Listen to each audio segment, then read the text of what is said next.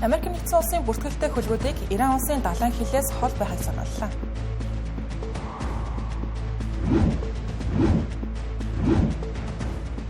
Армени улс Америк нэгдсэн улстай цөмийн эрчим хүчний салбарт хамтарч ажиллана.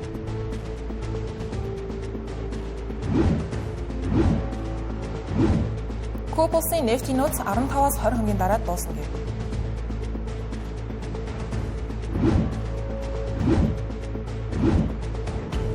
Хонконгийн ардчлал хүний эрхийн активист Жимми Лайт 20 жилийн хориг хоножээ.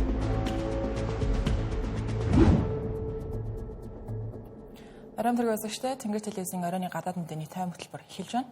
Бид олон улсад болж байгаа онцлог мэдээллээс AFP болон Reuters агентлагийн их сурвалжтайгаар мэдээлнэ.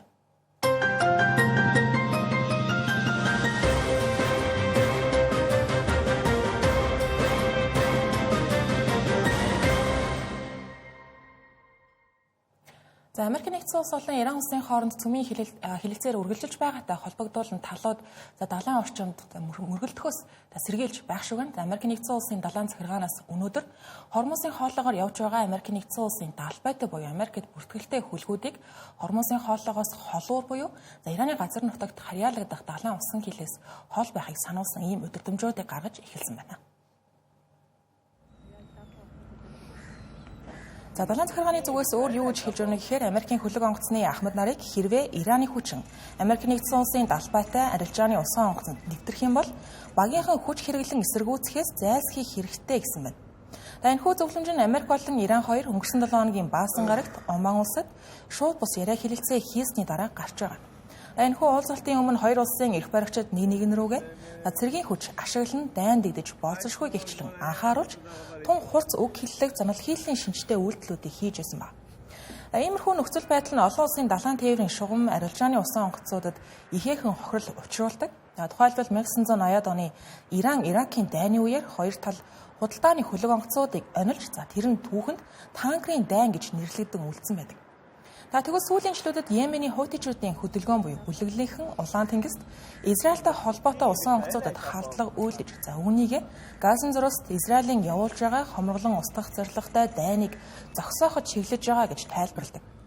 Өнгөрсөн оны 6 дугаар сард Израиль улс Иран улсыг бөмбөгдсөний дараагаар Ираны хууль тогтоогч нар дайн дамжих юм бол Персийн буланг энэтхэгийн далайтай холбогддог стратегийн чухал гарц болох Хормузын хоолойг хаах боломжийг Техран үүсгэхгүй гэж мэдэгдэж байсан байдаг. Америк нэгдсэн улсын засгийн газрын зүгээс Хормузыг дэлхийн хамгийн чухал нефтийн цэгээ гэж тодорхойлдог. Учир нь энэхүү хоолойн эрчим хүч үйлдвэрлэдэг бүс нутаг руу нэвтрэх далайн гол гарц. 1-р сарын сүүлчээр Ираны Исламын хувьсгал гвардийн энэхүү хоолойд Тэнгисийн цэргийн сургуульд хийхдээ зэрэгцэн Америк нэгдсэн улсын зүгээс Иранд хандан эрсдэлтэй алхам хийхгүй байхыг хүртэл анхааруулж байсан байдаг. Дараагийн онцлог мэдээ. Америк нэгдсэн улсын зүгээс сүүлийн үед Азийн улс орнууд Өмнөд Кавказын улсуудтай харилцаа холбоогоо гүнзгийрүүлж эхэлж байна. Мөн ингэхдээ байгалийн эрчим хүчний хомсдол тулгарч байгаа Армени улсын зүгээс энэ Америк нэгдсэн улстай хамтран цөмийн эрчим хүчний салбарт хамтарч ажиллах ийм гэрээг өнөөдөр байгуулсан байна. Энэхүү уулзалтанд Америк нэгдсэн улсын зүгээс дэд ерөнхийлөгч JD Vance, Армени улсын зүгээс ерөнхий сайд Николас Пашинян оролцсон байгаа юм. Хоёр удирдагч нар даваа гарагт 123 гэх нэртэй энэхүү хилэлцээрийг эцэлсэн гэдэг мэдэгдсэн. Энэхүү гэрээ нь Америк нэгдсэн улсад цөмийн технологи, тоног хөөрөмжийг бусад улсад экспортлох, лиценз олох эрх зүйн үндсийг бүрдүүлж байгаа гэрээ юм байна. JD Vance-ийн тухайд Ереван хотод Пашинянтай уулзах үеэр энэхүү хилэлцээр нь жижиг оврын модульчлагдсан цөмийн реакторуудтай холбоотой гэж тайлбарласан байна. Түүний хэлснээр энэхүү гэрээ хэрэгцснээр Арменид Америк нэгдсэн улсаас эхний ээлжинд 5 тэрбум $, буюу 4.2 тэрбум еврогийн экспортыг хийх боломж бүрдэх байна. Цаашлаад түлш нийлүүлэлт, засвар үйлчилгээ зэрэг урт хугацааны гэрээнүүдийн хүрээнд нэмэлт 4 тэрбум $-ын хамтын ажиллагаа өрнөх боломжтой юм. Армени улс нь одоогоор зөвлөлтийн үед баригдсан хуучирч байгаа Орос улбаны улсын хийцтэй Метаморын цөмийн цахилгаан станцыг орлох шинэ их үүсвэр хайж байгаа юм. Гэхдээ Америк нэгдсэн улстай байгуулсан энэхүү шинэ хилэлцээр нь Арменийг заавал Америк нэгдсэн улсаас реактор худалдан авах үүргийг хүлээлгэхгүй. Харин Америк нэгдсэн улсыг Орос улбаны улс, Бүгд найрамдах Хятад ард улс, Франц, Бүгд найрамдах Солонгос улсын компаниудтай хамтд нь боломжит сонголтуудын нэг болгон авч үзэх нөхцөлийг бүрдүүлж байгаа. Мөн үүн дээр нэмээд уулзалтын үеэр JD Vance Америк нэгдсэн улс Арменинд дэвшилтэт компьютерийн чип, дрон экспортлоход бэлэн байгаа гэдгийг хэлсэн байна. Ламын дашрам дуртад цөмийн эрчим хүчний салбарт хамтын ажиллагаанаас гадна Америк нэгдсэн улс нь Армен болон Азербайжаны хоорондох энхийн гэрээг эзлэхийг зорьж байгаа. Армен Азербайжаны удирдагчид 2025 оны 8 дугаар сард цагаан ордонд хэлэлцээр байгуулснаас хойш одоогийн байдлаар 6 сар өнгөрөөд байна.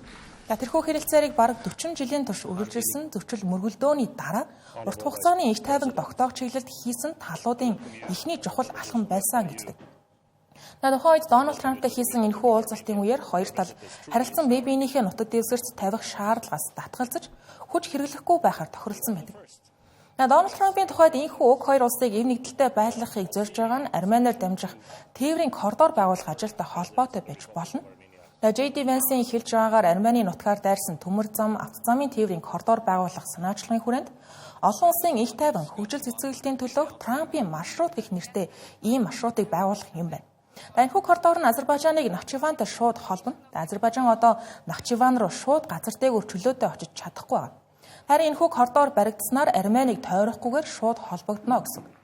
Гэхдээ энэхүү тээврийн зам нь Армен болон Азербайжаны хоорондын хамгийн маргаантай асуудлуудын нэг. Хоёр улс нь олон улсын хэмжээнд Нагорно-Карабах гэж нэрлэгддэг Карабахын бүс нутгийн төлөө бараг 40 жил зөрчилдөж байгаа. 1994-өөс 2020 оны хооронд энэхүү бүс нутгийг Армен үндэстний хүчин хянаж байсан бол 2020 онд 6-7 хоногийн дайны дараагаар Азербайжан дахин хяналтаа тогтоож байсан. Хожим нь 2023 оны 9-р сард Азербайжан дахин цэргийн ажиллагаа явуулж салан тусгаарлагчдыг шахан гаргаснаар Карабахын 120 мянган орчим Армен оршин суугч нар аюулгүй байдлын үүднээс дүүрэн гарсан байдаг. Венесуэл улсын ерөнхийлөгч Николас Мадуро Америк нэгдсэн улсын тусгай хүчинд баригдсны дараагаар Дональд Трамп юу гэж хэлжсэн бэ гэхээр дараагийн онилж болох цэргийн ажиллагаа явуулж болох улс нь Куба улс байж магадгүй. Куба улсын эрх баригчид ажиллаа хийж чадахгүй нь улсын сүрэг дээр төгсөн байна гэхчлэн маш хурц шүүмжлэлүүдийг хэлж байсан. Мөн өнгөрсөн 7 хоногт Америк нэгдсэн улсын зүгээс Куба улстай нефтийн худалдааны амийг хийж байгаа улсуудын эсрэг тариф тогтоосон ба тогтоох үндэслэлтэй ийм захирамжийг гаргасан ба. Тэгвэл үүнийх нь бол бас Куба улсад эрчим хүчний хомсдол нүүрлэж байна. Одоогийн байдлаар шинжээчдийн тооцоолж байгаагаар Куба улсын нефтийн нөөц нь 15-аас 20 хоногийн дотор дууснаа гэж байна. Энэ аль хэдийн удаан хугацаанд эдийн засгийн хямралд байсан Куба улсын 11 сая иргэдийн нөхцөл байдлыг уламд ордуулж байгаа хэрэг.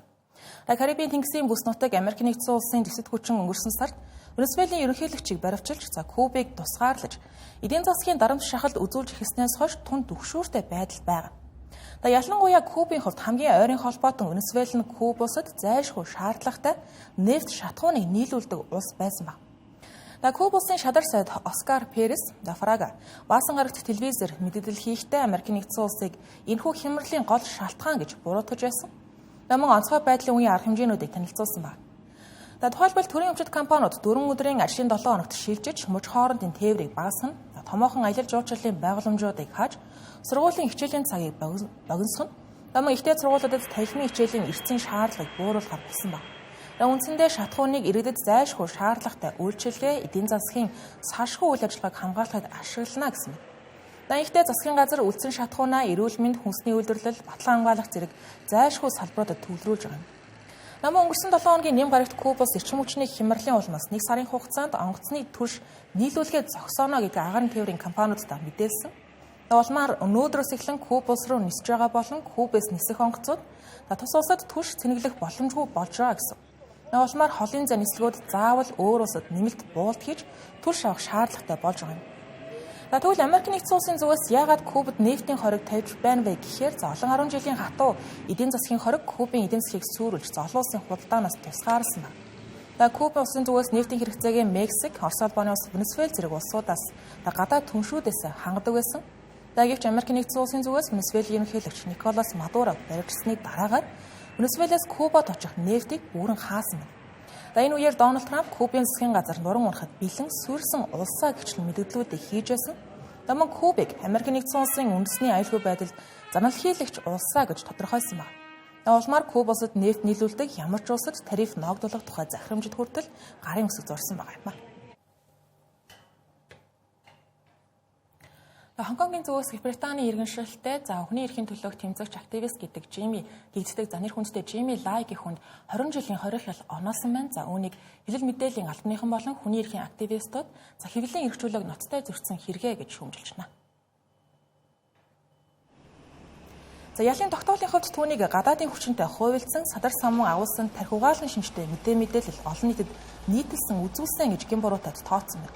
За энгийнээр тайлбарлах юм бол Gmail өөрийн хэвлэл мэдээллийн платформ болон олон улсын харилцаа холбоогоо ашиглан Бээжинг эсэргүүцэж Хятадд гадны дарамт шахалт үзүүлэхийг уриалсан хэрэгээр яллагдаад байгаа юм. Gmail-ийн тухайд өдгөө 78 настай Хонконг дахь Бээжингийн байр суурийн талаар хамгийн илэн даалгавар шүүмжилдэг нэгэн. Тэрээр 1995 онд Apple Daily гэх шар сонинг үүсгэн байгуулж хэлэлтэнд гаргаж эхэлснээр хэлэл мэдээллийн салбар руу орсон байдаг. Тэднийг сониндоо удаа дараа Хятадын коммунист нам болон Бээжингийн Хонконг дахь нөлөөг шүүмжилсэн улс төрийн үзэл бодлоо шингээсэн ардчлалын төлөөх хөдөлгөөнийг дэмжсэн. Үүндээ ялангуяа олон улсын анхаарлыг татахыг оролцсон гэж буруутгаж байгаа юм. Одоогийн байдлаар энэхүү сонин нь үйл ажиллагаагаа явуулахаа болсон байгаа. Gmail-аас гадна Apple Daily-д ажилладаг байсан 6 ахлах албан тушаалтыг ч мөн ялалсан байна. Тэд 7-оос 10 гаруй жилийн хорих ялыг тус авсан байгаа. Харин Лайгийн хийсэн хэргийн тухайд урьдчилан төлөвлөсөн ноцтой гэмт хэрэгт тооцогдож байгаа учраас түүний биеийн байдал болон насыг нь үл харгалзан ялыг хөнгөлөх ямар ч боломжгүй гэсэн юм. Хятад улсын гадаад хэргийн яамны зүгээс ялын тогтоолыг үнэсэлтэй хууль ёсны гэж үзэж байгаа. Гадаадын засгийн газруудыг Хонконгийн шүүхийн үйл явцад хөндлөнгөөс оролцохгүй байхыг уриалж байна. Гэсэн этэж гаргасан уриалгыг үл харгалзан Gmail-ийн хэрэгтэй холбогдуулан олон улсын хэмжээнд хүчтэй шүүмжлэлүүд гарч ирсэн байна. Тухайлбал Их Британи, Европын холбоо, Америк нэгдсэн улс, Австрали зэрэг улсын эрх баригчид энэхүү шийдвэрийг шүүмжилж, хүний эрхийн байгууллагууд хүний үг хэлэх эрх чөлөөнд хаалтсан ноцтой хэрэгэ гэж буруутгаж байна. Үүнд Их Британи улсын гадаад хэргийн сайд Yvette Cooper шүүхийн шийдвэрийг улс төрийн зорилготой дамд 78 настай хүнд 20 жилийн ялгааных нь бүх насаар нь хойж байгаас ямар ч ялгаагүй. Их Британий зүгээс Бээжинд Gmail-ийг хүмүүнлэгийн үндэслэлээр суллахыг шаардсан хүсэлт явуулж байна гэдгийг мэдээлсэн байна. Дарин сануулгад Gmail-ийн Их Британи улсын иргэншилтэд тийхүү шийдвэр гарснаас хойш нэг их удалгүй Их Британий засгийн газраас Хонконгоос хүлээн авах визний хөтөлбөрөөр өргөжүүлж илүү олон хүнийг Их Британи руу нүүх эсвэл цагаачлах боломжийг олгож байгаагаа зарласан байдаг. Эцэст нь хэлэхэд Хонконгийн ард түмний дунд ардчлалын дуу хоолой баатар гэгдэж байсан Gmail-ийг дэмжигчт нь үлдсэн бүх насаа шоронд өнгөрөөх вэ гэж санаа зовж байна. Газын зураас Израиль болон Хамас бүлэглэлийн хооронд өрнөж байгаа мөргөлдөөнтэй холбоотойгоор Израиль улсын эрх барьчдыг эсэргүүцсэн жагсаалууд дэлхийд даяар болж байна, үргэлжилж байгаа. Энэ 7 хоногт Австрали улсын ерөнхий сайдын урилгаар Израиль улсын ерөнхий сайд Израиль хайрцаг Австрали улсад айлчилж байгаа. Тэгвэл Австрали улсын хэд хэдэн хотуудад энэхүү айлчлалыг эсэргүүцсэн иргэдийн жагсаал олон мянгаар олжээ. Энэхүү айлчлал нь Сидней хотын Бонд иргэд гарсан дэсэд халдлагатай холбоотой халахад өртсөн Австралийн еврей нийгэмлэгт дэмжлэг үзүүлэх зорилготой юм. Энэ Израиль нийт хүн амын 70 орчим хувийг еврейчүүд эзэлдэг буюу голлон хүн ам нь учраас Израилийн еврейчүүдийн нийгэмлэг дэлхийд чухал ач холбогдолтой байгаатай холбоотой. Энэхүү ерөн сануулгад өнгөрсөн оны 12 дугаар сард еврейчүүдийн шашны томоохон баяр болох Ханукагийн арга хэмжээний үеэр аав хүү хоёр зэвсэглэн энгийн иргэд рүү дайрсан хэрэг гарсан. Хэрэгээс 15 хүн амь өргөдөж байсан байна. Харин одоо өрнөж байгаа жагсаалд оролцогчид болох Палестиныг дэмжигч бүлгүүд ерөнхийлөгч Херцгийг Газын зураас амиа алдсан энгийн иргэдийн өмнө улс төрийн хариуцлага хүлээх ёстой гэж буруутгаж байгаа. Сидней хотод өчигдөр болсон өнөөдрийн байдлаар 5000 гаруй хүн цугларсан байна. Жагсагчид цагдаа нартай мөргөлдөөн үүсгэж, үүмээс самуунтай нөхцөл байдал бий болгосон хэрэгээр зарим нь баривчлагдсан байна. Цагдаа нар жагсагчдыг тараахаар нулимс засвруулагч ашиглаж байгааг жагсагчид мэдээлж байна. Энэхүү Австралийн цагдаа хүчний байгууллагаас айлчлалын аюулгүй байдлыг хангахаар ажиллаж байгаа юм. Үүндээ олноор цугларсан иргэдийг тарааж зарим хөдөлгөөнийг хязгаарлах бүрэн эрхийг хэрэгжүүлж байгаа юм байна. Нөгөө талд жагсаалыг зохион байгуулж байгаа Palestine Action Group буюу Палестиныг дэмжигч бүлгэм уг айлчлалын аюулгүй байдлын хязгаарлалтыг цуслуулахаар гаргасан шүүхийн хэмжлэл амжилтгүй болсон байна. Харин Херцгийн тухайд айлчлалынхаа хүрээнд Бонд иргэд гарсан халдлагын хохирогчдын дурсгал цэцэг өргөж амь үлдгэсэд болон амиа алдсан хүмүүсийн арга гэрэхинтэй уулзсан байна. Херцэг нь уг халдлагыг зөвхөн еврейчүүд рүү хийсэн халдлага биш, харин Австрали улсын нийгмийг бүхэлдэн тэр дундаа улсын ардчилсан үнэт зүйлс, шашны эрх чөлөө, хүний амьд явах эрхэнд давхар зунал хийсэн хэрэгэ гэж тодорхойлсон байна. Австрали төвтэй зарим еврей нийгэмлэгүүд энэхүү айлчлал нь эмгэнэл халдлагын дараа олон нийтийн сэтгэл санааг дэмжих ач холбогдолтой гэж үзэн сайшааж байгаа боловч Израилийн засгийн газрын бодлогыг шүүмжилдэг еврей нийгэмлэгүүд ерөнхий сайд Антони Албанезад ерөнхийлөгч Херцгийн айлчлалын урилгыг цуцлахыг шаардсан албан ёсны загтлыг бичсэн байна. Үүндээ 1000 гаруй еврей эрдэмтэд нийгмийн зүтгэлтнүүд Газад Израилийн авч байгаа үйл ажиллагааг дэмжихгүй байгаа гэдгийг илэрхийлэн гарын үсгээ загталд хавсарган олон нийтэд нээлттэй мэдээлсэн. Энэхүү харах юм бол ерөнхийлөгч Херцгийн айлчлалтай зэрэгцсэн Австрали дахь еврей нийгэмлэгүүдийн дунд хагарал үүсэж байна. Мэдээ өргөлж байгаа хөргөжлүүлэн зарим мэдээллийг товчоор хүлээн авна. Гиллен Максвелл Америкийн нэгдсэн улсын холбооны төлөөлөгчдийн танхимын хооронд Жеффри Эпштейнтэй холбоотой гэрчийн мэдүүлэг өгөхөөс татгалзлаа. Үүгээрээ тэрээр үндсэн хуулийн 5 дугаар нэмэлт өөрчлөлтөөр хангагдсан хамгаалагдах эрхийг ашиглаж байгаа юм. Максвелл зөвхөн ерөнхийлөгч Дональд Трампын өршөөл авах нөхцөлдөл мөдөн шалгах ажиллагаанд хамтран ажиллах боломжтой гэдгийг энэхүү илэрхийлжээ.